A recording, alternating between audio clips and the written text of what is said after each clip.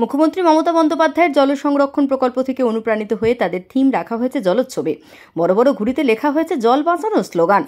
আকাশ ভরে উঠেছে নানা রঙের ঘুড়িতে, প্রতিটিতেই জল সচেতনতার বার্তা। বিশ্বকর্মা পুজোর প্রাক্কালে এই বিশেষ উদ্যোগ ঘিরে এলাকায় উৎসবের আমেজ ছড়িয়ে পড়েছে।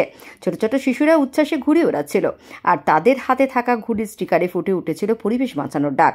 ক্লাবের পক্ষ থেকে জানানো হয়েছে, পুকুরের জলে ভাসমান মণ্ডপই এই বছরের আকর্ষণ, যা প্রতীকীভাবে মানুষকে জল রক্ষার গুরুত্ব মনে করিয়ে দেবে। এই অনুষ্ঠানে উপস্থিত ছিলেন ৭২ নম্বর ওয়ার্ডের কাউন্সিলর ও ক্লাবের সম্পাদক সন্দীপ রঞ্জন বক্সির। সঙ্গে ছিলেন ক্লাবের সম্পাদক দেবরাজ রায়চৌধুরীও। সন্দীপবাবু জানান, আমরা চাই এলাকার মানুষকে জল সংরক্ষণের গুরুত্ব বোঝাতে। আগামী প্রজন্মের জন্য জল বাঁচানো এখন সময়ের দাবি। কলকাতা থেকে শুভ ঘোষের রিপোর্ট, সংবাদ এই সময়। দেখুন, এইটা নিয়ে বলি, মাননীয় মুখ্যমন্ত্রীর প্রথম যেটা বার্তা সেটা হচ্ছে জল ধরো জল ভরো, জল ভরো জল ধরো জল ভরো। তো সেইটাই আমরা এটাকে টার্গেট করে রেখেছি। এখানে মানুষ সুন্দরভাবে এই কথাটার সাথে আমাদের পুজোটাকে মিলিয়ে দিয়েছে। আমরা প্রথমে কিন্তু মানুষকে এটা বলিনি, মানুষ মাথায় রেখেছিল যে জল ধরো জল ভরো করব।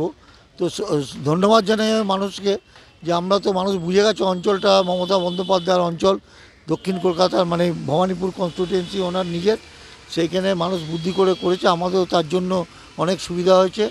তো তার সাথে সাথে আজকে অনেক বার্তা আমরা মমতাদির পাঠালাম।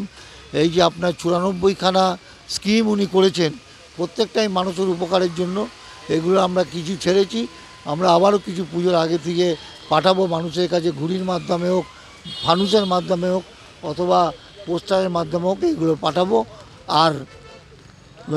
আর নতুন করে কিছু বলার নেই, যে এইটাই আমাদের টার্গেট, যে জল ধরো জল ভরো, যেটা দিদিমণি বলেছে ওটাকে আমরা সামনে রেখে এই পুজোটা করছি।